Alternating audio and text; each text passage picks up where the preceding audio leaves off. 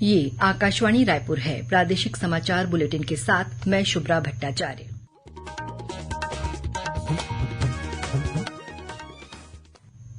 और पेश है आज के मुख्य समाचार।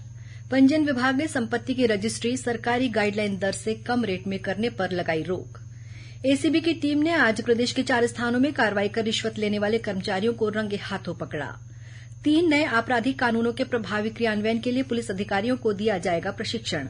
और अगले 24 घंटों के दौरान प्रदेश के बस्तर संभाग में 1-2 स्थानों पर हल्की वर्षा होने या गरज चमक के साथ छींटे पड़ने की संभावना।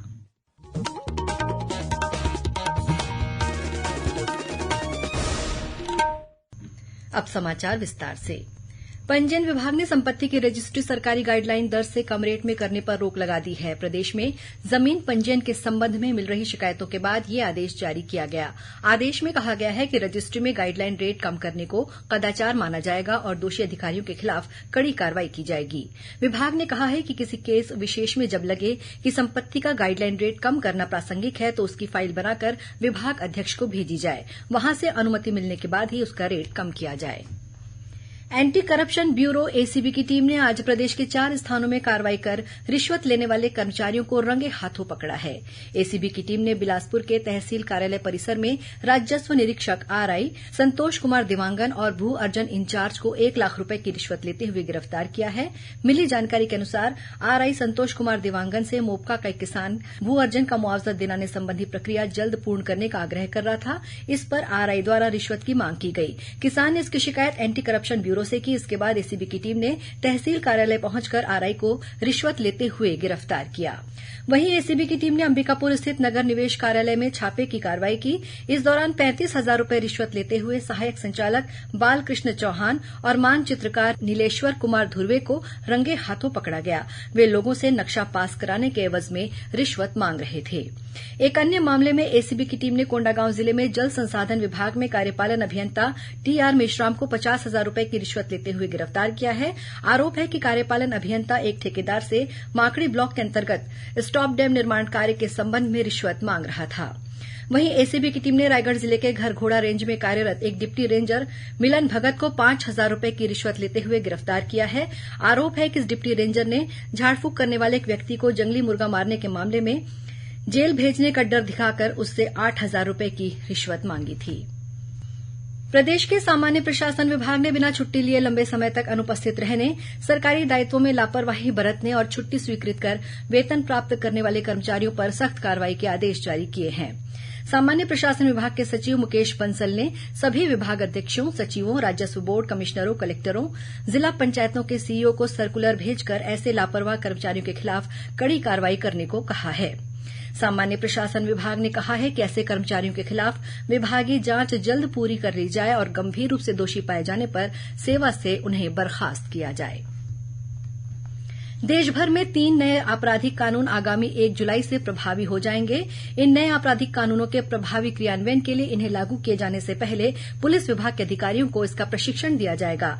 नए कानूनों का प्रशिक्षण प्रदान किए जाने के लिए पुलिस विभाग द्वारा हिदायतुल्ला राष्ट्रीय विधि विश्वविद्यालय से एमओयू किया गया है।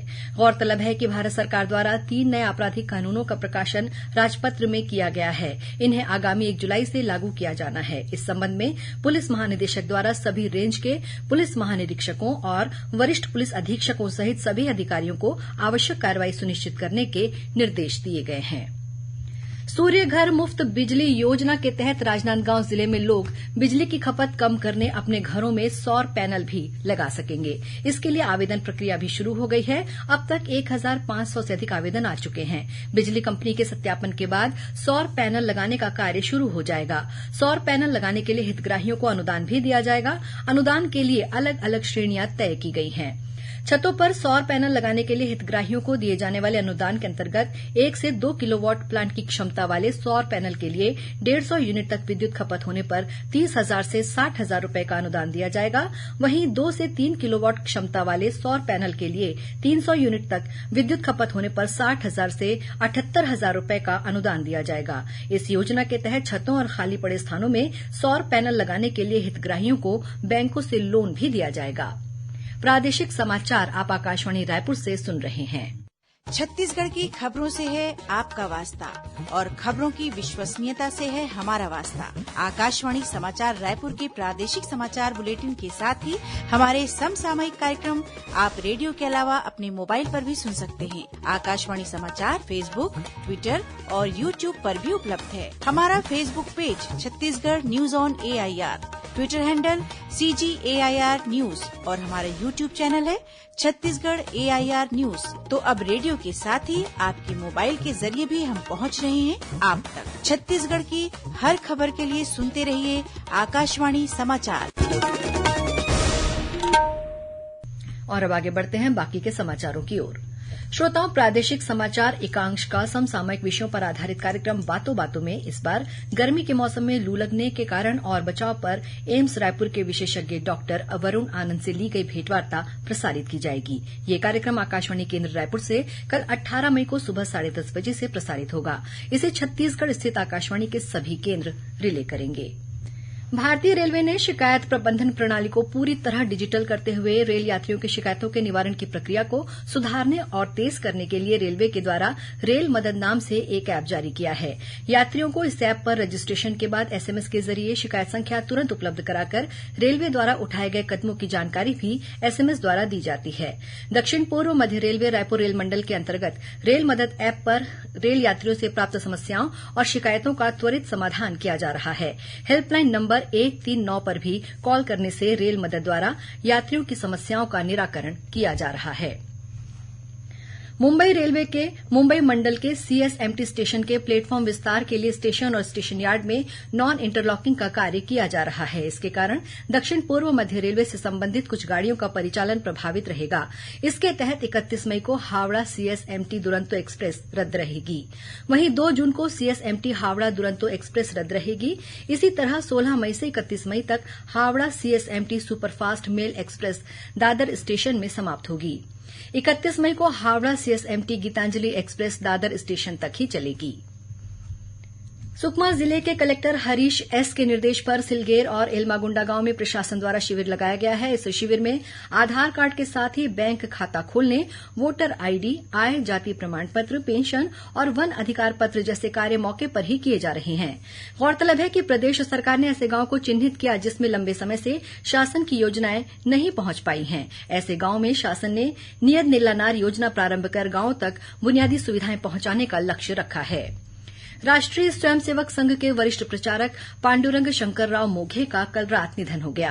93 वर्षीय श्री मोघे ने राजधानी रायपुर के एक निजी अस्पताल में अंतिम सांस ली। आज धमतरी में उनका अंतिम संस्कार किया गया। मुख्यमंत्री विष्णुदेव साय ने श्री मोघे के निधन पर अपनी शोक संवेदना प्रकट की है।